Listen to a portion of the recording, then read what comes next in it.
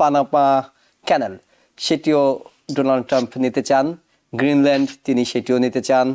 তিনি কানাডাকে 51তম স্টেট করতে চান। অনেক কিছু চান। পানামা থেকে স্ট্রংলি বলা হচ্ছে পানামা ক্যানাল বিক্রির জন্য নয়। গ্রিনল্যান্ডের প্রধানমন্ত্রীও বলছেন যে এটি বিক্রির জন্য নয় এবং ভবিষ্যতে বিক্রি হবে না। তারপর ডোনাল্ড ট্রাম্প বলছেন কেন? তিনিও তো জানেন এটি বিক্রির জন্য নয়। ডিসেম্বর 31, 1999 এর সময় ক্লিন্টন অ্যাডমিনিস্ট্রেশন এই পানামা ক্যানেলের সম্পূর্ণ দায়িত্ব পানামা ক্যানেল অথরিটির কাছে দিয়ে দেয়। ওটা তাদের সার্বভৌমত্বে চলে যায়। It is an arbitrary. এখন there is an world order এখনো আছে, এটা তো করতে পারে না, এটা একটা চুক্তির অধীনে আছে, তাহলে এই চুক্তিটা বাতিল করতে হবে। উনি কি এই ধরনের চাপগুলো দিয়ে গ্রিনল্যান্ড বলেন, পানামা ক্যানাল বলেন, কানাডা বলেন, সেখান থেকে কিছু লাভ হয়, অর্থাৎ কিছু আদায় করে নেওয়া সম্ভব হয় কিনা? পানামা ক্যানাল সেটিও ডোনাল্ড ট্রাম্প নিতে চান। গ্রিনল্যান্ড তিনি সেটিও নিতে চান। তিনি কানাডাকে 51তম স্টেট করতে চান। অনেক কিছু চান। পানামা থেকে স্ট্রংলি বলা হচ্ছে পানামা ক্যানাল বিক্রির জন্য নয়। গ্রিনল্যান্ডের প্রধানমন্ত্রীও বলছেন যে এটি বিক্রির জন্য নয় এবং ভবিষ্যতে বিক্রি হবে না।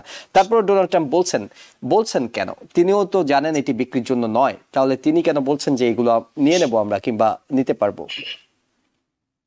Thank you. উনি জাস্ট একটু ব্রিফ কুইকলি একটু হিস্ট্রি বলি যে পানামাটা তো আপনার কলম্বিয়ার অংশ ছিল। সো যখন পানামা ক্যানেল করার প্রস্তাব আসলো তখন তাদের সিনেট এই জিনিসটা পাস করে নাই। না করাতে তখন থিওডর রুজভেল্টের সময় তখন ওনারা কি করছেন, এটাকে এই পানামার স্বাধীনতার জন্য তাদেরকে হেল্প করে পানামাকে ইন্ডিপেন্ডেন্ট করা হয়েছে। করার পর তাদের সাথে চুক্তি হয়েছে যে পানামা ক্যানেল করার।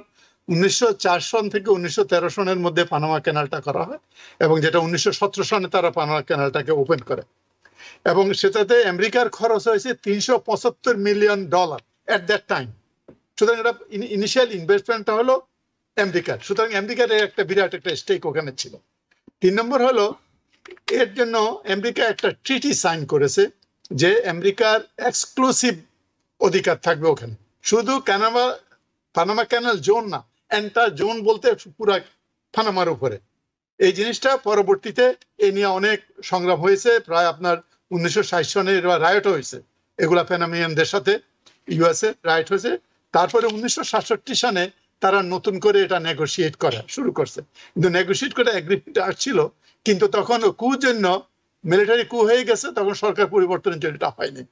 পরবর্তীতে আমাদের প্রেসিডেন্ট কার্টার এসে এটাকে আবার শুরু করেন এবং শুরু করে উনি নতুন করে তাদের সাথে ট্রিটি সই করে সেপ্টেম্বর 27, 1979।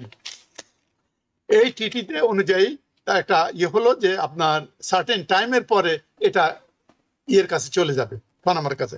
সেই অনুযায়ী ডিসেম্বর 31, 1999 এর সময় ক্লিন্টন অ্যাডমিনিস্ট্রেশন এই পানামা ক্যানেলের সম্পূর্ণ দায়িত্ব পানামা ক্যানেল অথরিটির কাছে দিয়ে দেয়। ওটা তাদের সার্বভৌমত্বে চলে যায় এবং যাওয়ার পর পানামা কিন্তু এর মধ্যে প্রায় ওভার $5 বিলিয়ন ইনভেস্ট করে। আমেরিকা করছে 375, অবশ্য তখনকার দিনে 525 বিলিয়ন করে এটা যে ক্যাপাসিটিটা ডাবল করে ফেলে আর কি। যার জন্য এখন প্রায় 40% অফ দি পৃথিবীর যেই ট্রাফিক মানে আর কি শিপ জাহাজগুলা যেগুলো আর কি মালবাহী জাহাজ, ওগুলা কিন্তু এটা দিয়ে হয়। তার মধ্যে আবার 2/3 of them is either coming to USA or going out of USA. সুতরাং ইউএসএ এটা একটা বিরাট স্টেক ওখানকার কাছে আছে। প্রায় 13 থেকে 14,000 শিপ বছরে ওখান থেকে ওই পথ দিয়ে যাতায়াত করে। সো প্রেসিডেন্ট ট্রাম্প মনে করেন যে ওরা যে ট্যারিফ নেয়, যে চার্জ নেয়, যে ফি নেয়, ফি ইজ টু মাচ। আমরা তো জিনিসটা করে দিছি, এখন তোমরা পেয়ে গেছো আমাদেরকে, দে আর রবিং আস। এক্স্যাক্টলি এই কথাটাই বলছে, দে আর রবিং আস। সুতরাং ডিসেম্বর 21 উনি বলছেন যে আমরা we should take it over এবং we don't need to give it. এটা আমার মনে হয় ইট ইজ অ্যান আরবিট্রারি। এখন there is an world order এখনো আছে, এটা তো করতে পারে না, এটা একটা চুক্তির অধীনে আছে, তাহলে এই চুক্তিটা বাতিল করতে হবে। এই চুক্তিটা বাতিল করার জন্য মানে আমরা মহসিন পাটোয়ার আমরা যেটি জানতে চাচ্ছি, তিনি কি হুমকি ধামকি গুলো দেন কিছুটা পাওয়ার আসে, মানে এগুলোর বিনিময়ে কোথাও না কোথাও চাপ? যেমন আপনি বলছিলেন ভাড়ার বিষয়ে, তিনি বলছেন যে এই ভাড়াটা খুবই ভয়ঙ্কর একটা ভাড়া নেওয়া হচ্ছে। তো উনি কি এই ধরনের চাপগুলো দিয়ে গ্রিনল্যান্ড বলেন, পানামা ক্যানাল বলেন, কানাডা বলেন, সেখান থেকে কিছু লাভ হয়, অর্থাৎ কিছু আদায় করে নেওয়া সম্ভব হয় কিনা? মালিক ভাই তো বললেন রাইটলি যে উনি হলো ট্রানজাকশনাল পারসন, তার দলের লোকগুলো। এটা বলে উনি যাকে যে ওখানে অ্যাম্বাসেডর বানিয়েছে ওনাকে বলে দিছে যে এগুলা বলে একটা প্রেশার ক্রিয়েট করা। এক্স্যাক্টলি এটা হলো ভদ্রভাবে নেগোশিয়েট না করে আর প্রেশারটা ক্রিয়েট করলো যে তোমরা আমাদের ট্যারিফটা কমা। দেখবেন কোন একটা নেগোশিয়েট করে একটা কিছু কমে আনবে।